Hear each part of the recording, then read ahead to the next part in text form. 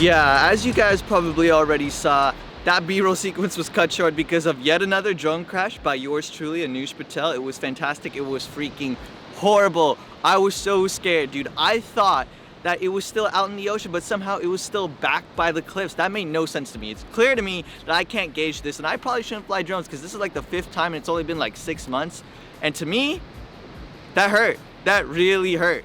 But anyways, we're not talking about drone crashes today. We're gonna talk about some cool drone photos that you can take, and hopefully while I make this video it doesn't crash. I mean, it was lucky last time because it was safe, as you can see, and this video is happening, but you never know. Anyways guys, let's make sure you hit that like button down below because apparently we're all into drone crashes if you're still watching this video. And now let's jump into drone photo number 1.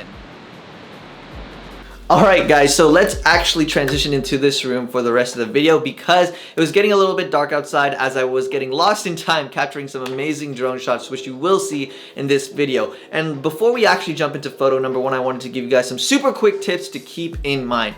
Tip number 1 being that you want to shoot during blue hour or golden hour, early morning or late evening to get the best light. And if you want to shoot in broad daylight because you're like, screw it, then I would highly suggest that you actually get these little ND filters for your drone. That's just gonna help you control the light better and it's not gonna be as harsh. The second tip is going to be the fact that I am blanking out and I have no idea what the second tip is. Oh yeah, that's right. So the second tip is that I'm using the DJI Mavic Air 2, but everything I tell you in this video will translate to your drone or any other drone model that you have. Anyways, actually, let's talk about photo number 1. All right guys, photo number 1. Photo number 1 is gonna be the foreground shot. A lot of people don't realize that you could do the same thing with your drone camera as you would your normal camera. So in a normal camera for foreground, maybe you'd put like flowers in front of the lens and create something interesting that way. But in our case, we're at a whole different altitude, literally. So what we would do with our drone potentially is maybe put it in front of some palm trees or put it in front of like a skyscraper to kind of create that interesting foreground effect. And in our case today, we actually used cliffs. We actually used cliffs as the foreground to create an awesome sunset image. And usually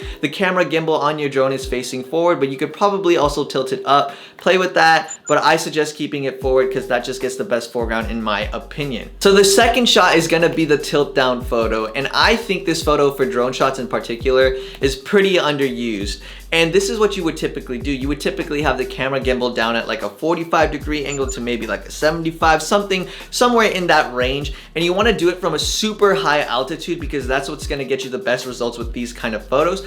This is the type of photo you want to focus on, like maybe windy roads or really cool landscapes. In our case, we actually used the epic San Diego shoreline. So that was really cool. Actually, that was the first time I saw it from that perspective. So try this one out for sure. Speaking of tilting down to like a 45-degree angle, I think you should tilt your head down to a 45-degree angle. Maybe see that subscribe button, consider clicking it because I'd love to have you. And if you're into creative filmmaking and things of that nature, you're gonna love this channel.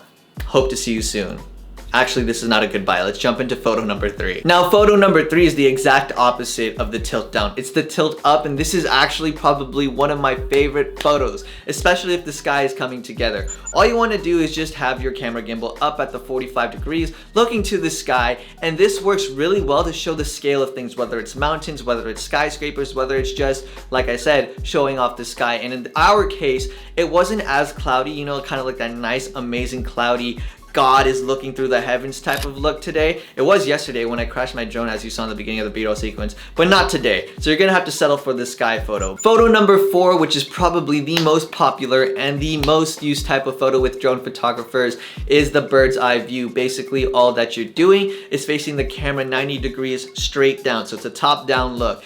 But I think a lot of people don't really know how to use this shot effectively, especially when you're starting out. And the way to make this shot the most effective is to basically understand that you're trying to capture some sort of contrast in your photo, in your image, in your composition. What I mean by that is you might want to have different colors. You might want to have different terrain. And you can see the contrast in my photo this time around because you see the different terrain. You see land versus the sea. If you watch Pokemon, Kyogre versus Groudon. And I guess your drone would be Rayquaza because it's the one on the sky, you know. Well, if you know what I'm saying, you know what I'm saying. And the final shot, the 5th type of photo, is the epic lookout. One of my favorites to go to for Instagram because, you know, us 90s kids are now also becoming obsessed with Instagram and basically having a toxic relationship with our phone screens and things of that nature. And this is a great example of how to do it in an awesome way. No, but for real, basically what you want to do for this photo is you want to put yourself on some isolated peak, some isolated hill, something that basically is going to put you in a position, a literal location that compares you to the vast composition. In my case, you saw me actually go to this little ledge, this cliff overhanging the lookout, and I put my drone behind me, a little bit above me, maybe at a camera angle of like 25 degrees to 45 degrees, looking down, to still capture the sun while having me in it to show scale. And if you want to make it look super ethereal, is that the word? Super ethereal? Let's just say surreal because that's easier to say. You can maybe put your hand out or like this or whatever you want to do to make it look a lot more, whew. I don't know if that was really epic. Now that you have some cool drone photography skills, what about some cool drone video skills? Why are my hands always like these nowadays? Let's actually break it down. Okay, right back to it. But anyways, I'll leave a link to a drone video showing you how to capture drone video right up here. Super cool. This is way too much talking. I will see you guys next Wednesday. Peace, like and subscribe. Peace once again. See you next time.